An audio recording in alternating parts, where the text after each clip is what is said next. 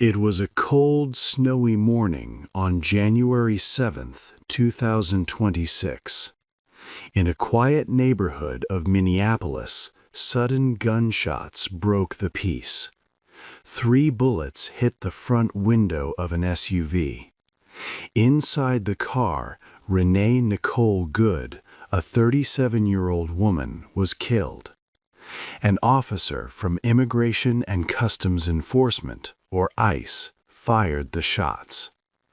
This shooting happened during the biggest immigration operation in the history of the United States. Many federal agents were working in the area. Renee Good was a U.S. citizen, a mother, and a talented poet. Her family and friends loved her. But the Department of Homeland Security, a major government department, quickly gave her a different name. They called her a domestic terrorist. This created a big disagreement. How could one person be seen in 2 such different ways? This question makes the story important and difficult. It sets up a mystery. Which version is true? Was Renee Good a danger, or was she just a normal person caught in a terrible event? After the shots, Renee Good's car crashed. It hit other parked cars. The airbags came out and blood stained the inside. The people in the city were in shock. They felt deep sadness and anger. The whole nation felt divided by what happened. Everyone wanted to know, how did a regular morning turn into a fatal shooting? What really led to Renee Good's death? The answers start with the raw videos recorded by the people who saw everything. 2. What happened that morning? It was a snowy Wednesday morning in Minneapolis. Around 9:40 a.m. on January 7, 2026, ICE agents arrived on Portland Avenue. They came in at least 2 vehicles. Renee Good was there in her maroon Honda Pilot SUV. Her car was stopped in the middle of the street, blocking 1 lane of traffic. Many witness videos and statements show what happened in those tense moments. Several masked ICE officers walked toward Renee's car. One officer yelled, "Get out of the car." He tried to open the driver's door and reached inside, trying to pull Renee from her vehicle. At the same time, another ICE officer positioned himself near the front of the SUV. Witnesses had started blowing whistles, a common protest during ICE operations. Witnesses saw Renee begin to move her car. She backed up a little, then pulled forward. It looked like she was trying to drive around the agents and leave the area. As her car moved, the officer standing in front of the vehicle took out his gun. He fired at least 3 shots at close range, directly through the windshield. The officer could be seen jumping back as he shot. Another witness reported hearing someone yell "Stop" just before the gunshots. The SUV kept moving forward for a short distance. It then crashed into 2 parked cars. The airbags inside Renee's car came out, and blood was visible throughout the interior. Renee Good was quickly taken to Hennepin County Medical Center, where she was pronounced dead. An autopsy later showed she was shot in the head. A former ICE official, after carefully watching the videos, noticed something important. It appears the officer who fired his gun was holding a cell phone in his left hand. He was using this hand to record or take photos of Renee, while at the same time he pulled out his weapon with his other hand. This raises a big question. Why would he be doing this if he truly felt his life was in great immediate danger? This question about the officer's state of mind and actions will be looked at more closely later. The SUV crashed, its airbags now stained with blood. Renee was pronounced dead. But who was Renee Nicole Good, and what made her block federal agents on that cold morning? To understand the full cost of this event, we must first learn about the life that was taken. 3. Who was Renee Good? Renee Nicole Good was 37 years old. She was a United States citizen. Renee had recently moved to Minneapolis. She was known as a talented poet and a devoted mother to 3 children. Her daughter was 15 years old, and her 2 sons were 12 and 6. Renee studied creative writing and won an award for her poem in 2020. She lived in Minneapolis with her life partner and her youngest child. Friends and family said Renee cared deeply about her community. She was passionate about fairness and social justice. Her love for writing was clear in her work. Renee was acting as a legal observer on the day she died.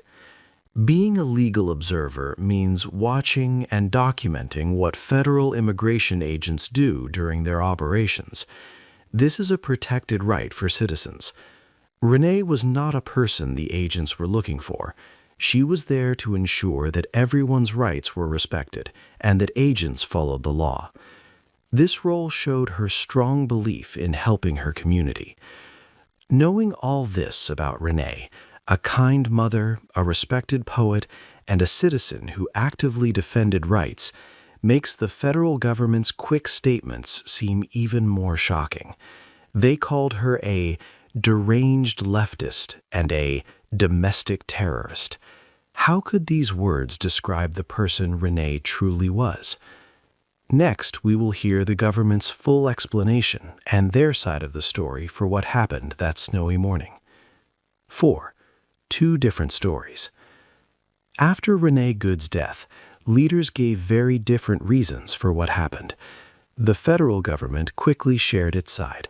The Department of Homeland Security, DHS, immediately called the shooting an act of justifiable self-defense.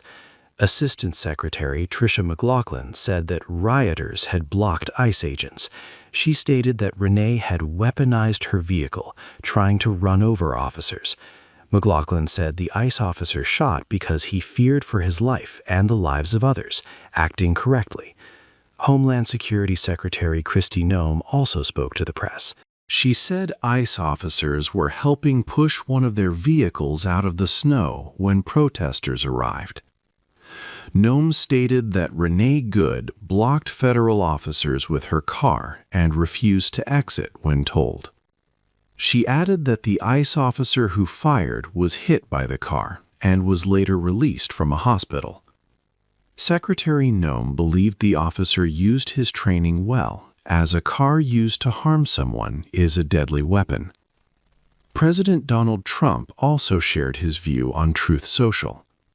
He wrote that the shooting was an act of self-defense. President Trump described Renee as very disorderly, obstructing and resisting, and claimed she violently, willfully, and viciously ran over the ICE officer. Vice President J.D. Vance called Renee's death a tragedy of her own making, blaming radicals who teach people to interfere with immigration laws. But local leaders in Minnesota had a very different story. Minneapolis Mayor Jacob Frey saw the video footage of the shooting. He bluntly said the federal government's story was bullshit. Mayor Frey told ICE directly, "Get the fuck out of Minneapolis." He believed ICE's presence was causing chaos and distrust in the city. Minnesota Governor Tim Walz called the killing the consequences of governance designed to generate fear, headlines, and conflict. He announced he would order the state's National Guard to be ready. Governor Walz described the federal operation as a war that's being waged against Minnesota. U.S. Senator Amy Klobuchar worried that the DHS statements did not match video evidence and what people saw. Minneapolis Police Chief O'Hara found it always concerning when an officer shoots into a moving vehicle. House Minority Leader Hakeem Jeffries called Renee's killing an abomination, a disgrace. So 2 very different stories came from powerful people. One side said it was self-defense against a dangerous person. The other side called it wrong and an attack on their city. With these two opposing views, the real truth must come from an investigation. But what happens if those who investigate also become part of the controversy? 5. A taken investigation. The investigation into Renee Good's death quickly faced problems. The Minnesota Bureau of Criminal Apprehension, or BCA, is the state's main investigative agency. They usually look into police shootings to ensure the process is fair. The BCA was ready to work with the FBI, following normal rules for such serious cases. But then, everything changed. Just one day after the shooting, federal authorities stopped the BCA. They announced that the FBI would now lead the investigation alone. This meant the BCA was not allowed to see any case materials, evidence from the scene, or interview notes. State investigators could not complete their own full and fair review. This raised serious questions about how open and honest the investigation would be. Many officials in Minnesota were upset by this decision.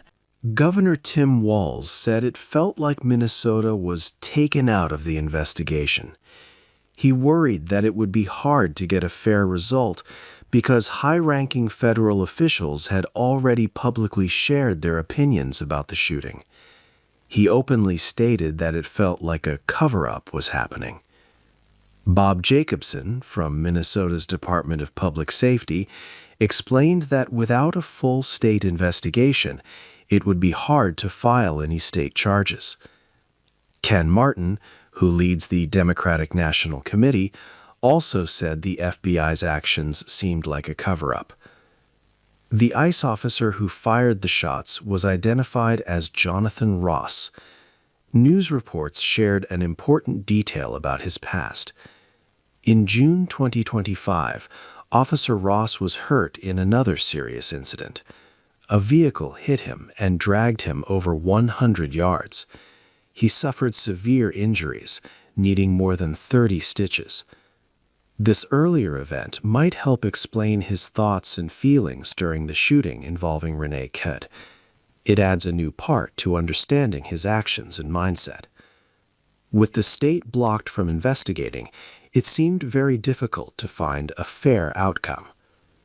6. Was it legal? After the shooting, many people asked if what Officer Ross did was legal. To understand this, we need to look at the rules for using force.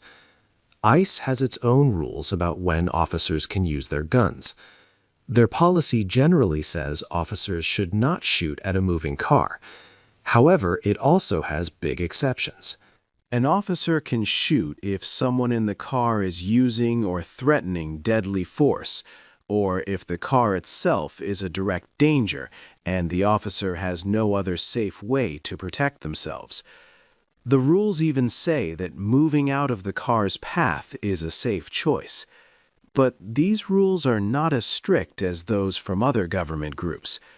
The Department of Justice, for example, has clearer limits. It says officers should not shoot at a car if they can simply move out of its way.